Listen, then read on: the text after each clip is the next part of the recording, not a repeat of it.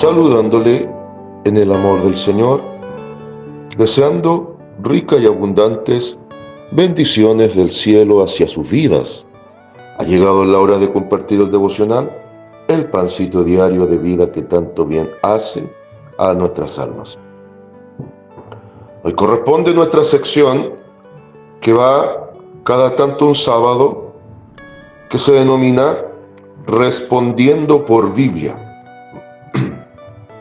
Me han hecho algunas consultas y una de ellas la encontré bastante interesante y es la siguiente: ¿por qué Dios permite al profeta Oseas tener hijos con una mujer prostituta?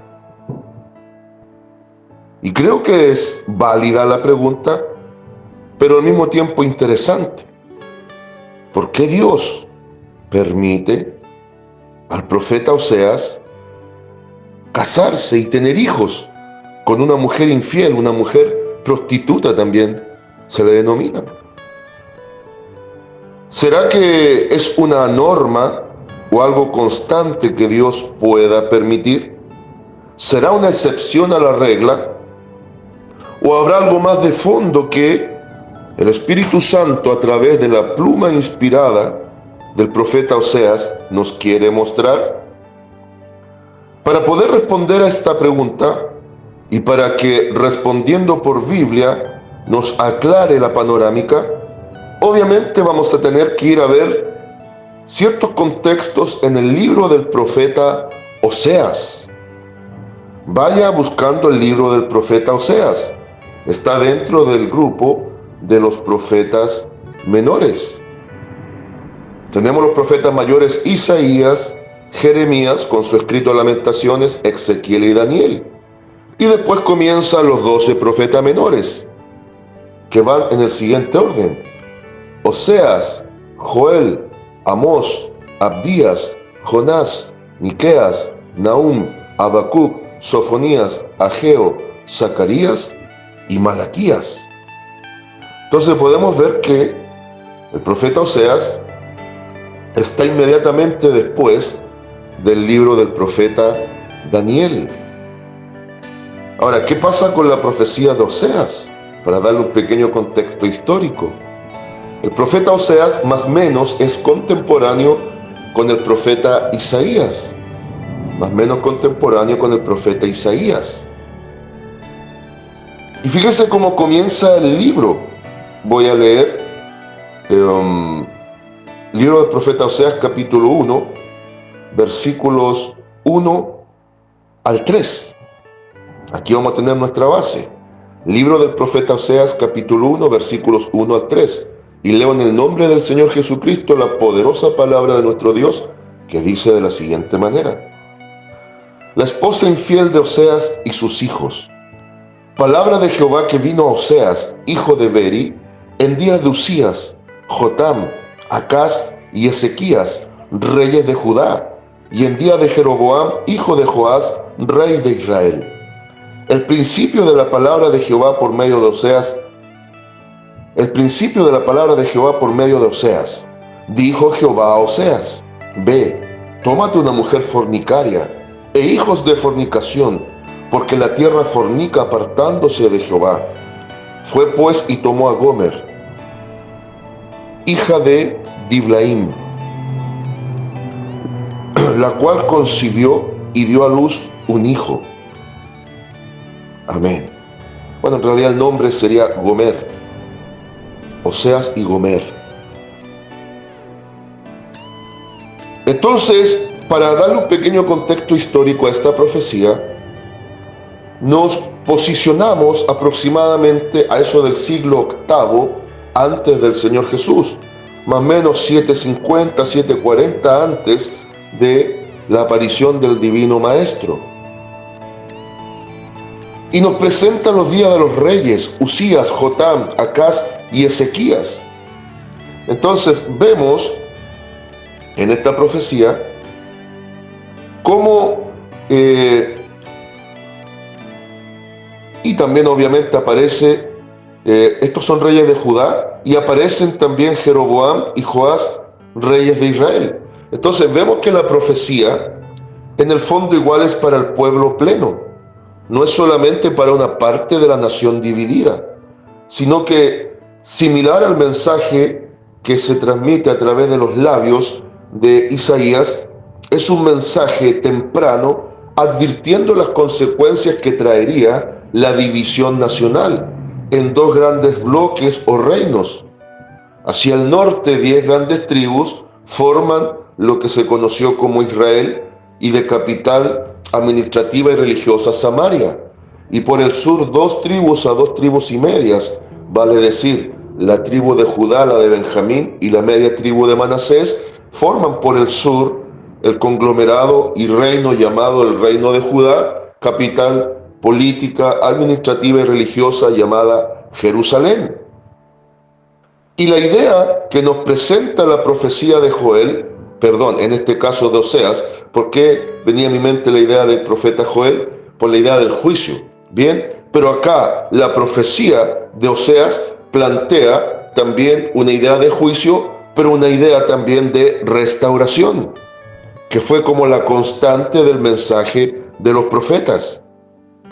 En este caso puntual acá, vemos que Dios mismo, en el versículo 2, le dice a Oseas que tomase una mujer fornicaria. Atención aquí, este concepto fornicaria aplica en un sentido amplio, no solo al concepto que se tiene de fornicación, que es relaciones sexuales entre solteros, sino que aquí, una vez más, al igual que el contexto de San Mateo 19, cuando el maestro habla respecto del divorcio y usa el contexto o el concepto que se puede romper el vínculo por causa de fornicación, es muy similar el lenguaje. No es principalmente la idea de relaciones íntimas entre solteros, sino que se está refiriendo a toda perversión sexual o a toda impureza de índole sexual que afecta nuestra relación con Dios. Acá la idea de esta mujer fornicaria es porque iba a representar la condición del pueblo en los días de la profecía de Oseas. Por eso le dice, ve, tómate una mujer fornicaria e hijos de fornicación, porque la tierra fornica apartándose de Jehová. Y el versículo 3 nos dice que Oseas va y toma a una hija de Diblaim llamada Gomer, y ella le concibe y le da a luz un hijo. Y ponga atención ahora lo simbólico de los nombres de estos hijos. Versículo 4. Le dice Jehová, ponle por nombre Jezreel, porque de aquí a poco yo castigaré a la casa de Jehú por causa de la sangre de Jezreel, y haré cesar el reino de la casa de Israel. Y esto nos lleva, en una referencia bíblica, a segundo libro de Reyes, capítulo 10, versículo 11, donde efectivamente Dios castiga a Jehú. Dios castiga a Jehú. ¿Por qué Dios hace esto? Porque había un pecado predominante, que era que su nación, el pueblo escogido, estaba en apostasía e idolatría. Se habían apartado de la fe y estaban cometiendo fornicación, adulterio y perversión sexual con otros dioses. Para la palabra del Señor y para Dios mismo, lo que a veces hacemos desde lo carnal es un reflejo de una condición espiritual. Adulterio y fornicación no solo es mancillar la carne, sino que transmite lo que ocurre cuando nosotros nos desviamos y terminamos obrando en contra de la voluntad de Dios, y terminamos, y Dios nos libre, negando nuestra fe correcta en el Dios verdadero, y nos vamos tras los ídolos, por ende dioses falsos. Y es en ese contexto cuando Dios comienza a hablar por medio del profeta Oseas y le da el indicativo al profeta de que se busque esta mujer, porque esta mujer iba a demostrar la condición espiritual del pueblo de Dios. La condición espiritual del pueblo de Dios. Y mire qué interesante que en el caso de Jehú, Dios lo usa para, siendo rey de Israel, lo usa para prácticamente eliminar lo que iba a ser la idolatría. Dios lo levanta como un rey que iba a exterminar lo que correspondía a la idolatría. Sin embargo, ocurre una vez más lo que no debiese ocurrir.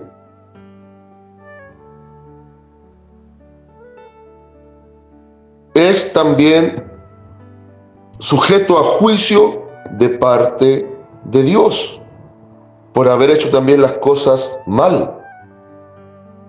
También hizo las cosas mal. Muchas veces nos confiamos pensando que estamos haciendo las cosas bien. Sin embargo, también nos podemos equivocar.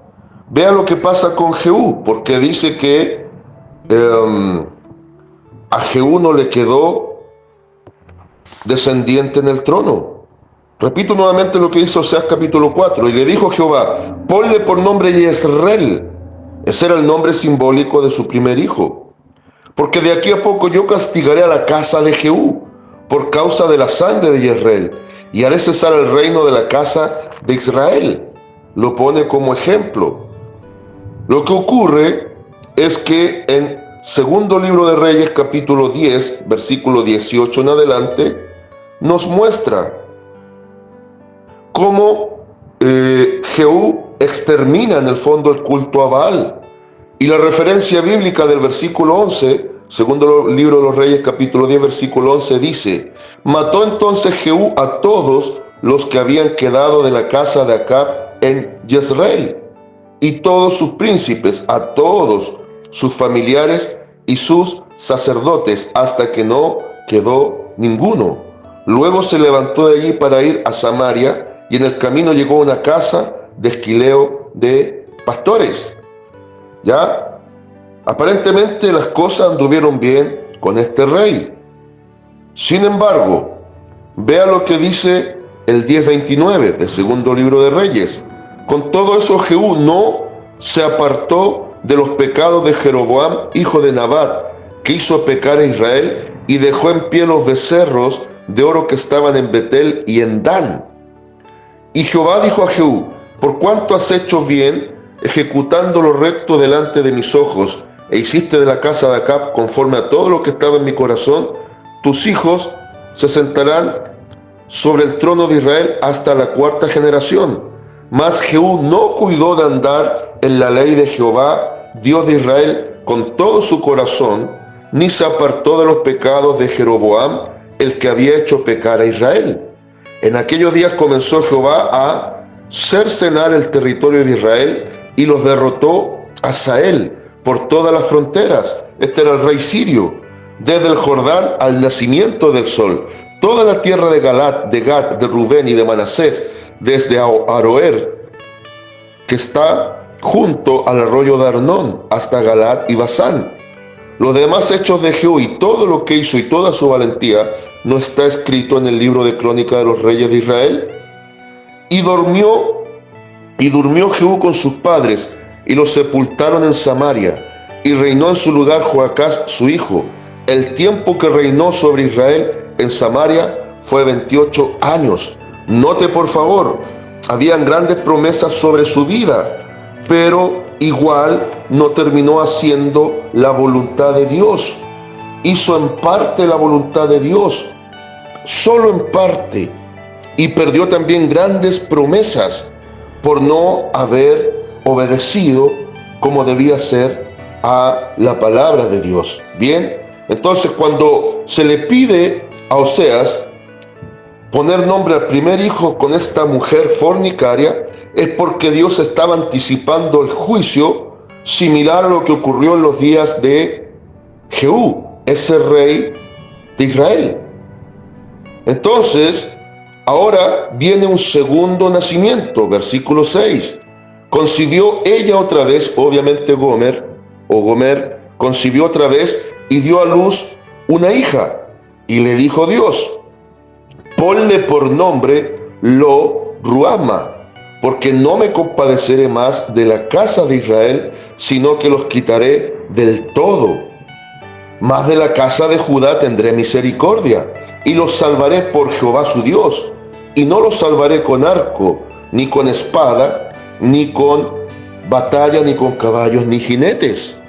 Entonces, ahora está ampliando el juicio sobre toda la nación. El primer hijo tiene la idea del juicio solamente en la parte norte de una nación que se había dividido en los días de Jeroboam.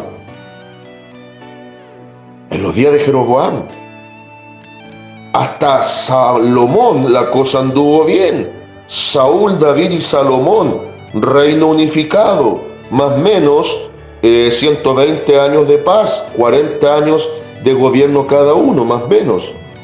Pero viene la transición al cuarto rey y se lo disputan Roboam, un descendiente de Salomón, y Jeroboam, uno que quería el pueblo. Y sabemos la historia, cada uno se levanta como rey. Uno se va hacia el sur, el otro hacia el norte. Y la nación se divide y vienen por lo menos 20 dinastías de reyes en cada parte de la nación dividida. Y el nombre de esta segunda hija, que habla de que no va a ser compadecida, llamada Lo-Ruhama, significa que Dios traería juicio sobre la parte del norte, sobre el denominado pueblo de Israel.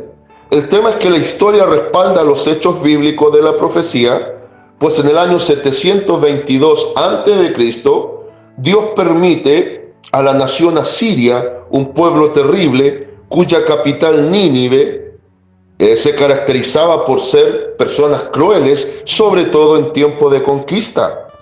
Es por eso que cuando Dios comisiona a Jonás, otro profeta menor, no deseaba, no quería y se negaba a ir a predicar a Nínive, porque sabía de la crueldad de este pueblo.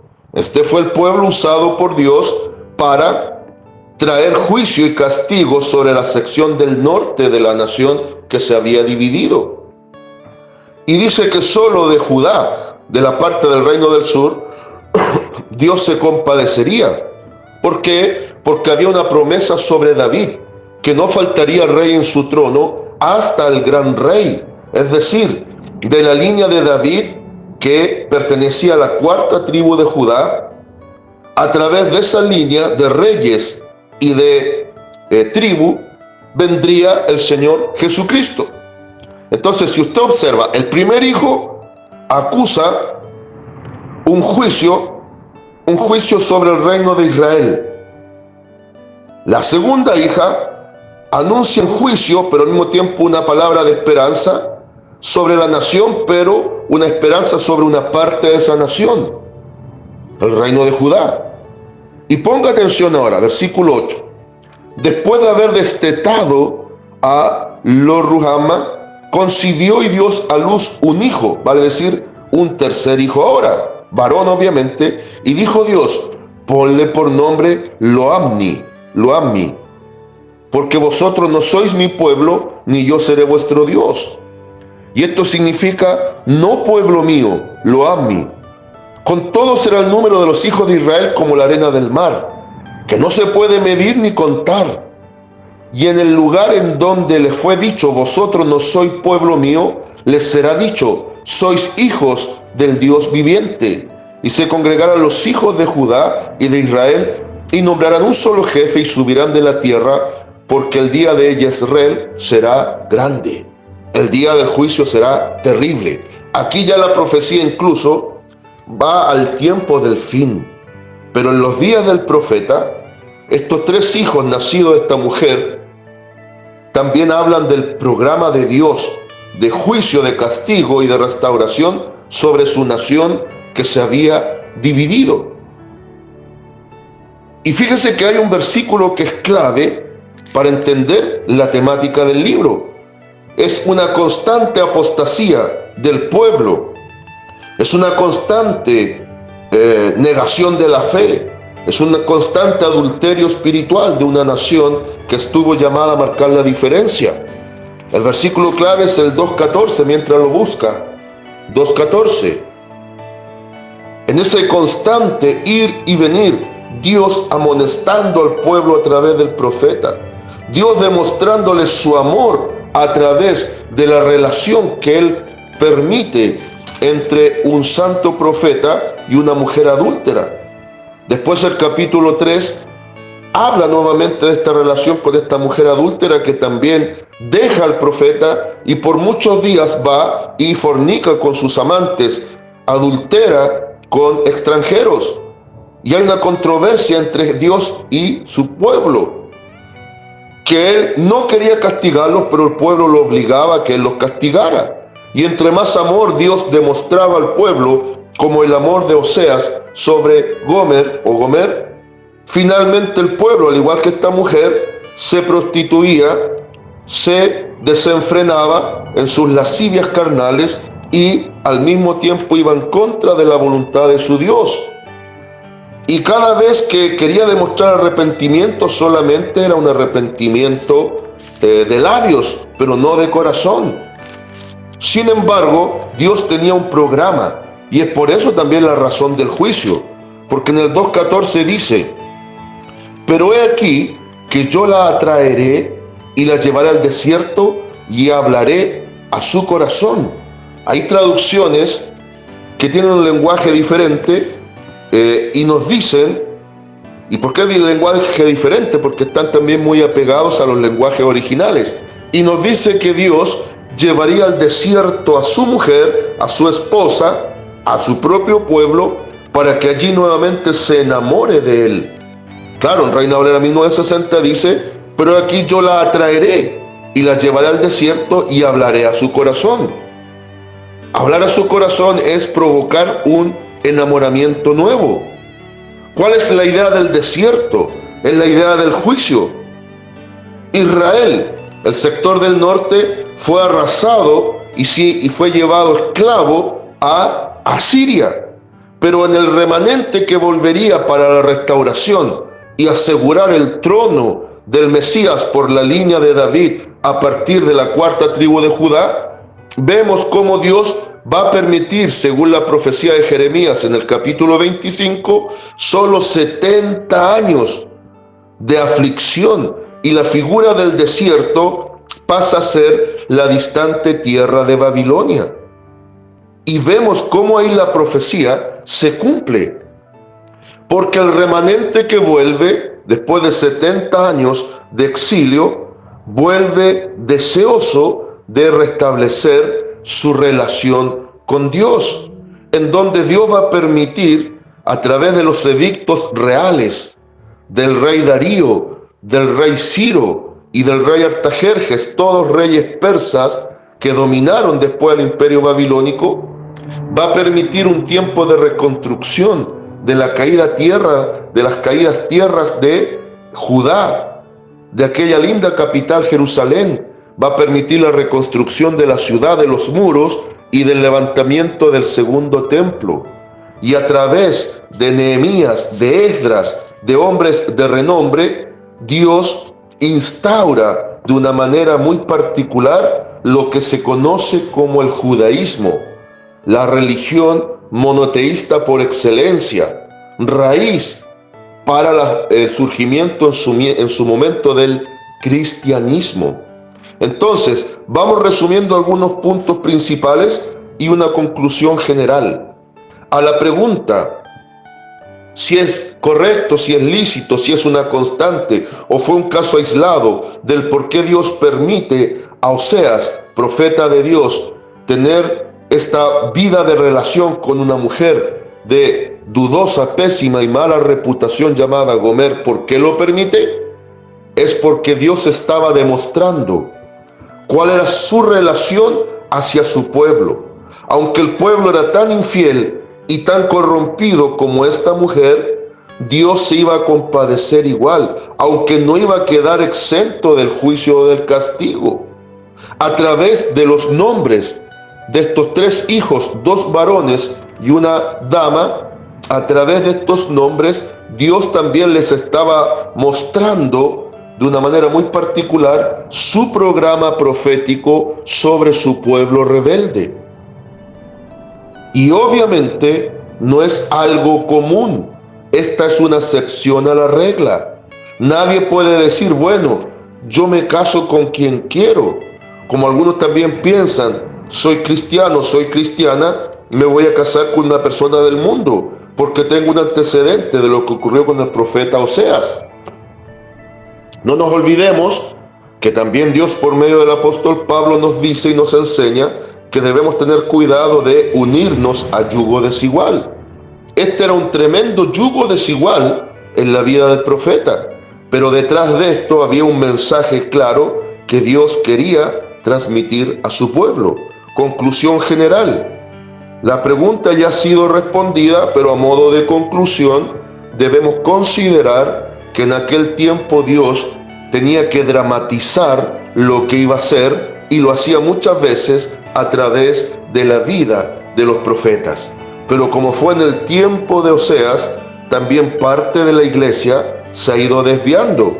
Y así como Dios lo hizo, atrayendo a su mujer al desierto para volverla a enamorar, también cada tanto Dios permite situaciones en la vida del creyente para que aprendamos nuevamente a confiar de todo corazón en el Dios de gloria.